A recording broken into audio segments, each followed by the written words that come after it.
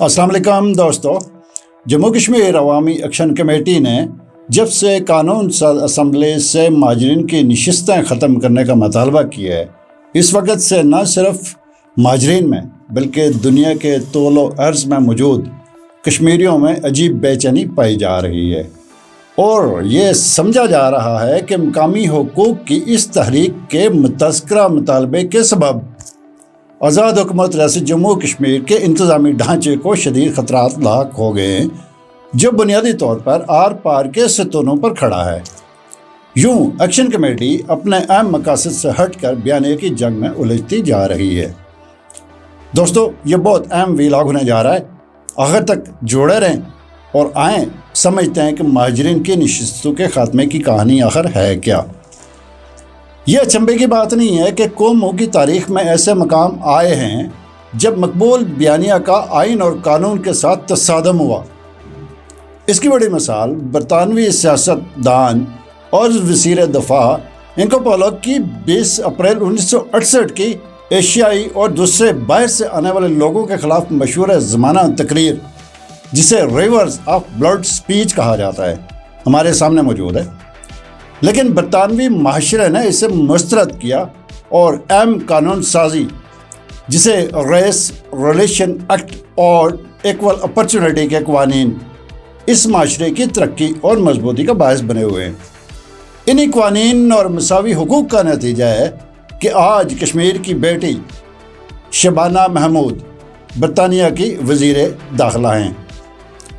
یاد رہے کہ یہ 4000 مربع میل آزاد کشمیر کی ہی بات نہیں ہے، بلکہ جس طرح دنیا بھر کے جو اہم فورمز ہیں وہ کشمیر کے لوگ ان پر موجود ہیں، اسی طرح دنیا کے واحد بڑے پلیٹ فارم یعنی اقوام متحدہ پر ریاست جموں کشمیر کی واحد تنظیم جموں کشمیر کونسل برائے انسانی حقوق JKCHR، جس کو اسپیشل کنسلٹیٹو سٹیٹس حاصل ہے، اقوام متحدہ اس کونسل کی دستاویزات کو بطور جنرل اسمبلی کے ڈاکومنٹس ریلیز کرتا ہے۔ اس بار ہیومن رائٹس کونسل کے 61ویں اجلاس میں کونسل کے کشمیر پر 5 ڈاکومنٹس ریلیز ہوئے ہیں۔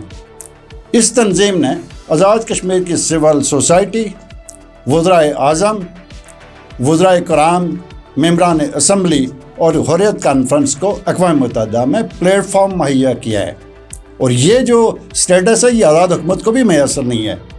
یہ تنظیم کشمیر کے جورسپنڈنس پر کام کرتی ہے۔ اس کے سربراہ ڈاکٹر سید نذیر گیلانی مشرقی تیمور کی آزادی تک اس کے جورسٹ پینل پر رہے ہیں۔ انہوں نے نمائندگی سے محروم اقوام اور عوام کی اقوام متحدہ کی عالمی کانفرنس میں نمائندگی بھی کی ہوئی ہے۔ مقامی اور بین الاقوامی حالات اور قانون کے تناظر میں اس تنظیم کے صدر ڈاکٹر نذیر گیلانی نے اسٹیٹ ویوز کے ایک پروگرام پر اہم تبصرہ کیا ہے اور قانونی نکات اٹھائے ہیں جو مقبول بیانیہ سے متصادم ہیں۔ میں چاہتا ہوں کہ وہ قائرین کے ساتھ شیئر کروں۔ ڈاکٹر سید نذیر گیلانی سوشل میڈیا پر رقم تراز ہیں کہ بھارتی راہ ایجنٹ سے متعلق اسٹیٹ ویوز کے ایڈیٹر سید خالد گردیزی نے کشمیری ایکٹیوسٹ عبدالحمید لون کا انٹرویو کیا۔ اس انٹرویو میں ایک بار کچھ نام سامنے آئے۔ ایکشن کمیٹی ایک مقامی حقوق کی تحریک ہے۔ 4 اکتوبر 2025 کے فیصلوں کے بعد اس تحریک کی قیادت ایک تحریری مادہ کی پابند ہے۔ پبلک پلیٹ فارم پر زیر بحث لائے جانے والے تمام معاملات اور فیصلوں کی تفصیل 3 صفحات کے ایک ڈاکومنٹ میں درج ہے۔ مہاجرین کی 12 نشستوں پر کارروائی کی تفصیل پیراگراف نمبر 12 میں درج ہے۔ ایک امپلیمنٹیشن کمیٹی بھی تشکیل دی گئی ہے۔ حکومت آزاد کشمیر، حکومت پاکستان اور گرنٹرز کے ساتھ انگیجمنٹ اور مادے کے بعد کسی شخصیت کا پبلک پلیٹ فارم سے تذکرہ مناسب نہیں ہے، اور نہ ہی مہاجرین یا مہاجرین نشستوں کا تذکرہ پبلک پلیٹ فارم پر ہونا چاہیے۔ ڈاکٹر صاحب کہتے ہیں کہ مہاجرین اور مہاجر سیٹوں کا معاملہ مادے کی پیراگراف 12(2) میں دیے گئے طریقہ کار کے تحت ہوگا، لیکن اعلیٰ اختیاراتی کمیٹی میں مہاجرین کے جو رائٹس آف آڈینس کا خیال نہیں رکھا گیا، اس لیے اس میں ڈیفیکٹ ایٹ کور کا ایشو ہے۔ ڈاکٹر صاحب مزید لکھتے ہیں کہ میں انٹرویو کے مندرجات پہ اظہار خیال نہیں کرنا چاہتا سوائے ایک درستگی کے۔ وہ یہ درستگی کیا کرانا چاہتے ہیں؟ انہوں نے یہ کہا کہ اس انٹرویو میں اسٹیٹ ویوز کے سید خالد گردیزی اور فرینڈز آف کشمیر کے حمید لون دونوں کی ماجرین سے متعلق معلومات درست نہیں ہیں۔ لون صاحب کا 1955 کا اور گردیز صاحب کا 1974 کا حوالہ درست نہیں ہے۔ ماجرین کی نمائندگی اور آئیڈینٹی کا تعین 1960 سے شروع ہوتا ہے۔ یہ ایکٹ ماجرین کو درجہ ذیل حوالے سے آئیڈینٹیفائی کرتا ہے۔ نمبر 1، دس ایکٹ میں be called the Azad Jammu and Kashmir refugees registration and representation act 1960۔ It shall extend to the state of Jammu and Kashmir and shall be applicable also to the refugees from the state of Jammu and Kashmir now residing in Pakistan۔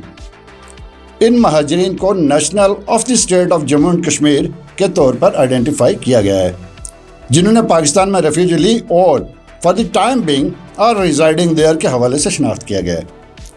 Azad Kashmir کے صدر کے انتخاب، یہ 1960 کی بات ہو رہی ہے، آزاد کشمیر کے صدر کے انتخاب اور کونسل کے انتخابات میں ان کا ووٹ بنیادی اور برابر قرار پایا ہے۔ ایکٹ کہتا ہے there shall be elected representative of the refugees to be known as the representative for the purpose of electing the president and the member of the council۔ Act 1964 کیا کہتا ہے؟ اس ایکٹ کے ذریعے گورننس کو restructure کیا گیا ہے۔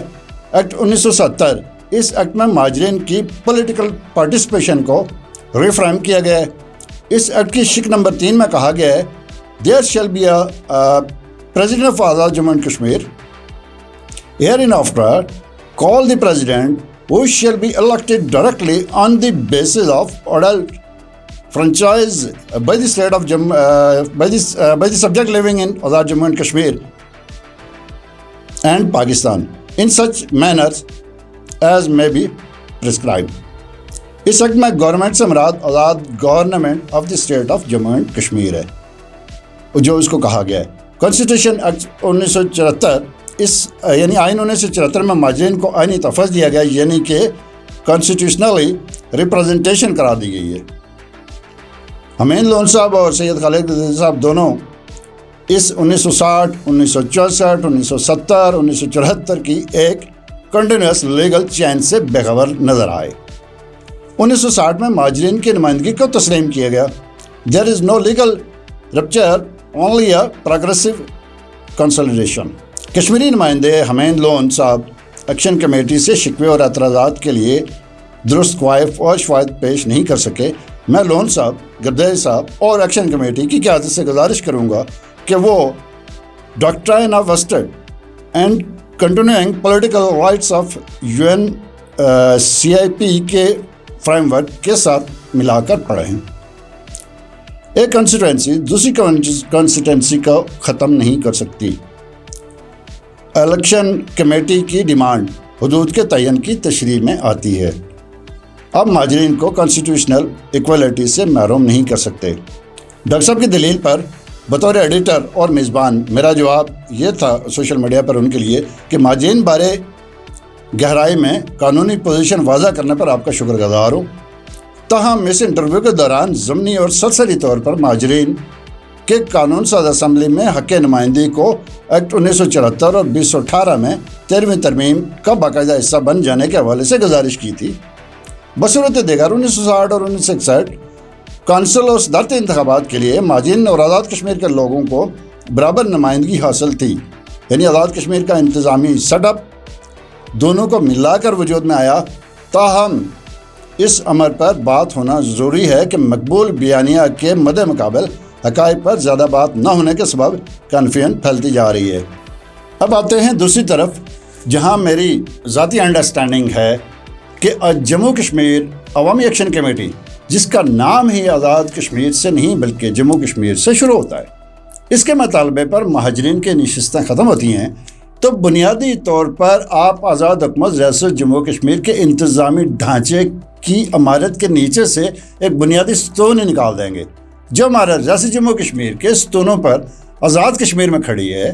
میرا سوال یہ ہے کہ آزاد کشمیر کا وجود میں آزاد کشمیر کے اکلوتے ستون پر کھڑا رکھنا ممکن ہے؟ اگر مہاجرین کی نمائندگی ختم ہوتی ہے تو کیا اس حکومت کا نام آزاد حکومت ریاست جموں کشمیر برقرار رکھنے کا کوئی جواز باقی رہے گا؟ کیا یہ پھر محض آزاد کشمیر حکومت کہلائے گی؟ فرض کرتے ہیں کہ مہاجرین کی نشستیں ختم ہو جاتی ہیں تو یوں لگتا ہے کہ یہ معاملہ پھر رکے گا نہیں، بلکہ یہ جائے گا جھنڈے پر، ترانے پر، قومی اسمبلی، قانون ساز اسمبلی پر، اور سپریم کورٹ کے وجود کو بھی اپنی لپیٹ میں لیتا ہوا نظر آئے گا۔ لہذا میرا ہمدردانہ جو مشورہ اور گزارش ہے کہ بنیادی سٹرکچر کو زیادہ چھیڑے بغیر آزاد کشمیر اور مہاجرین مقیم پاکستان کے حلقوں میں گورننس بہتر کرنے سمیت مقامی حقوق کے حصول کی جنگ جاری رکھیں، مہاجرین کی نشستیں ختم کرنے کے مقبول بیانیہ کے پیچھے مت بھاگیں، درست اور قانونی بیانیہ کو مقبول بیانیہ بنائیں۔ اس ساری گفتگو میں اگر کسی دوست کو کسی نقطے پر اعتراض ہے یا مزید وضاحت یا تشریح کی ضرورت ہے تو اسٹیٹ ویو کا پلیٹ فارم حاضر ہے۔ فی الحال ہمیں اجازت دیجیے، اللہ نگہبان۔